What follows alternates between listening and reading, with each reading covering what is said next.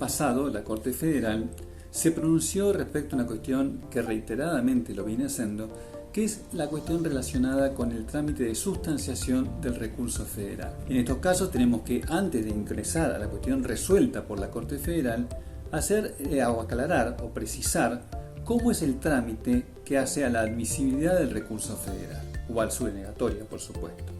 El trámite de admisibilidad o denegatoria del recurso federal se lleva a cabo ante el tribunal que ha dictado la sentencia que ha sido impugnada o la sentencia que ha sido cuestionada, o en otros términos la sentencia que es pasible del recurso federal interpuesto. Ese tribunal, sea la Cámara de Apelación, sea un tribunal de casación, sea un juez de primera instancia, depende de la jurisdicción de la cual provenga, o el Tribunal Superior de la provincia, depende de la jurisdicción de la cual provenga la sentencia cuestionada, ese trámite, a los fines de determinar si se concede o se deniega el recurso extraordinario, debe estar precedido, conforme dispone el 257 del Código Procesal Civil y Comercial de la Nación, que es el que rige a los fines de la tramitación del recurso extraordinario, dispone que previo a que el tribunal se expida respecto a una u otra alternativa,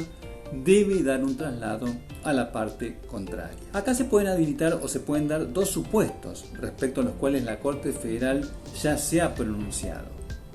Una es la cuestión vinculada a la admisibilidad del recurso federal. En los casos en que el tribunal concede el recurso extraordinario sin escuchar a la parte contraria, claro está que la Corte, cuando llega el expediente, o cuando le llega el recurso, el expediente con el recurso concedido, lo que hace es anular ese proveído en razón justamente de que se ha vulnerado el derecho a la defensa de la parte contraria. No se le ha escuchado ni respecto a los presupuestos de admisibilidad y menos aún sobre el fondo del recurso. En esos casos, vuelvo a repetir, lo que la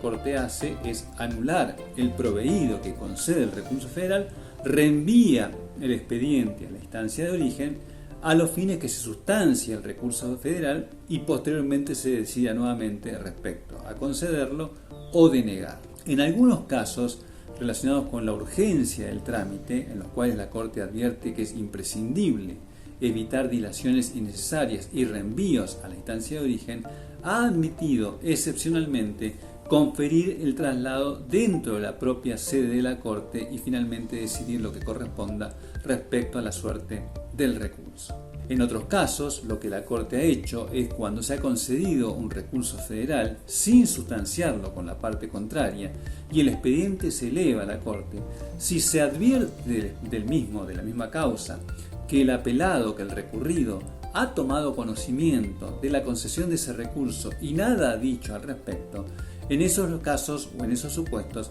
la Corte ha convalidado el proveído de concesión porque ha entendido que de alguna manera, por el silencio de la parte contraria, se ha purgado la nulidad o ese vicio que contenía el trámite de la sustanciación del recurso federal. En consecuencia, entonces, frente a la concesión o frente al auto que va a conceder o denegar el recurso extraordinario, el tribunal de origen previamente debe sustanciarlo por la parte contraria. Si lo concede sin escucharla a esa parte, en esos casos lo que ha incurrido es una violación del debido proceso y en consecuencia la Corte, salvo casos excepcionales que yo les he puesto de relieve, en esos casos anula el decisorio. El otro supuesto o la otra posibilidad frente a la cual nos podemos encontrar, la otra hipótesis, es que la Corte, el Tribunal de Origen, decida o deniegue el recurso federal. Igualmente que en el caso de concesión, antes de denegar ese recurso, debe escuchar a la parte contraria. No obstante, hay supuestos en los cuales el tribunal, obviamente por la inadmisibilidad manifiesta que porta el recurso federal, lo deniega sin la previa sustanciación. En esos casos, ustedes saben que ante la denegatoria del recurso federal, el único remedio que se habilita a favor justamente de la parte que le ha sido denegado ese recurso federal es ir en queja ante la propia Corte Suprema de Justicia de la Nación. Pero la Corte, ustedes saben que tiene a su cargo lo que es el doble estudio de admisibilidad. Quiero decir con esto, que el primer estudio de admisibilidad del recurso que ha hecho el tribunal del cual proviene la sentencia de ninguna manera obliga a la Corte Federal en ese proveído. En consecuencia, el doble estudio de admisibilidad que hace la Corte Federal para revisar, para analizar si el recurso tiene los presupuestos que habilitan posteriormente que ella ingrese al tratamiento de procedibilidad. Es decir, que puede ingresar al fondo, previo a poder ingresar al fondo, debe verificar que están reunidos los requisitos que hacen a la admisibilidad del recurso federal. Es decir, además de todos aquellos requisitos que son comunes a cualquier recurso, que se trate de una sentencia definitiva, que provenga del Tribunal Superior de la causa o el último tribunal en condiciones de resolver la cuestión federal,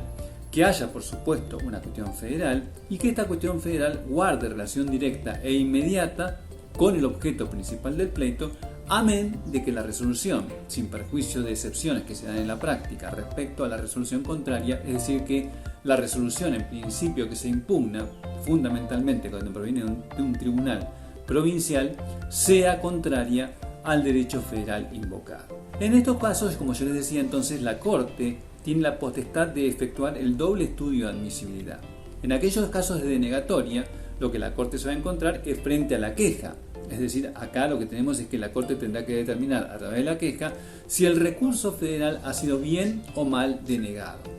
Pero previo a expedirse respecto a si el recurso ha sido bien o mal denegado, la Corte lo que verifica es si en la instancia originaria, cuando se sustanció ese recurso que ha sido denegado, se ha cumplido con los presupuestos procesales que dispone el artículo 257. En fin, si se ha dado traslado o no a la parte contraria. O,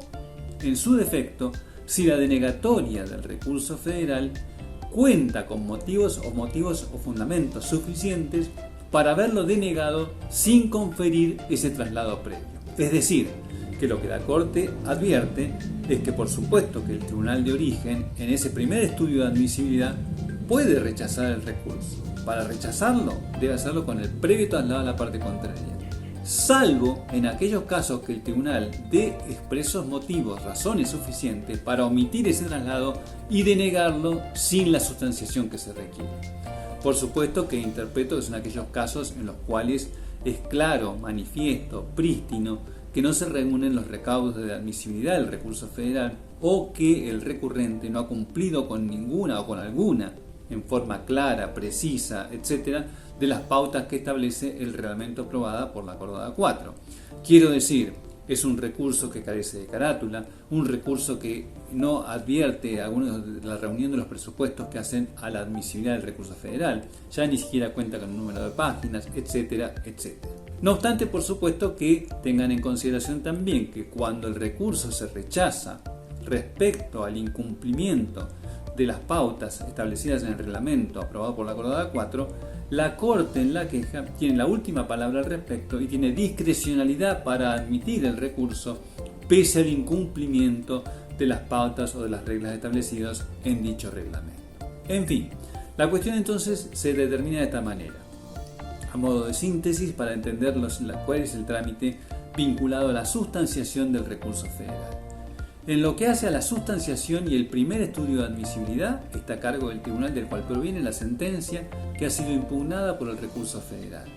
Ese tribunal superior, Cámara Federal, Cámara Nacional, juez de primera instancia en el ámbito federal o nacional, previo a decidir lo que hace a la admisibilidad o denegatoria del recurso, debe sustanciarlo con la parte contraria. En el caso de que conceda el recurso sin haber escuchado a la parte contraria, obviamente que ese proveído va a ser anulado por la Corte por una vulneración del derecho a la defensa en juicio. Por lo cual se requiere que el tribunal de origen tenga muy presente la necesidad de sustanciar ese recurso, para evitar dilaciones inapropiadas e injustificadas en el tránsito del expediente de ese tribunal a la Corte Federal. En lo que hace a la denegatoria, la Corte Federal, el tribunal de origen del cual proviene la sentencia cuestionada o impugnada, debe cumplimentar con igual requisito. Previo a denegarlo, escuchar a la parte contraria. No obstante, la Corte admite que en ciertos casos en los cuales es manifiesto, prístino, claro, que ese recurso es inadmisible, en esos casos, si el tribunal del cual proviene la sentencia da razones suficientes, da razones justificadas y serias, en esos casos puede negar el recurso sin haberlo sustanciado. Pero vuelvo a repetir, si la Corte llega, el recurrente, no obstante la denegatoria, interpone la queja y la Corte advierte que no se ha sustanciado y que las razones dadas por el tribunal de origen no son serias y suficientes para haber justificado esa omisión, en ese caso lo que va a hacer es anular el decisorio. Fíjense ustedes qué importancia que tiene el trámite de la admisibilidad del recurso federal. Cuando me refiero al trámite de admisibilidad me refiero al primer estudio de admisibilidad que lleva a cabo el tribunal de origen, el tribunal respecto a la sentencia que se está cuestionando. Ese primer estudio de admisibilidad debe ser precedido por una sustanciación del recurso con la parte contraria. Esa anomalía en general va a justificar que si se lo concede y se eleva el expediente a la Corte, que la Corte anule ese proveído por vulneración del debido proceso o el derecho de defensa en juicio. En el caso de denegatoria sin sustanciación, cuando el recurrente, si lo hace, e interpone la queja ante la Corte Federal, la Corte en el doble estudio de admisibilidad, en el segundo estudio de admisibilidad, verificará si esa queja ha sido producto de un recurso denegado sin sustanciación. Es decir, que si advierte que la queja es producto de un recurso que ha sido denegado sin la sustanciación previa, la Corte tendrá que verificar si las razones expresadas por el tribunal de origen son serias o suficientes para haber incurrido en dicha omisión.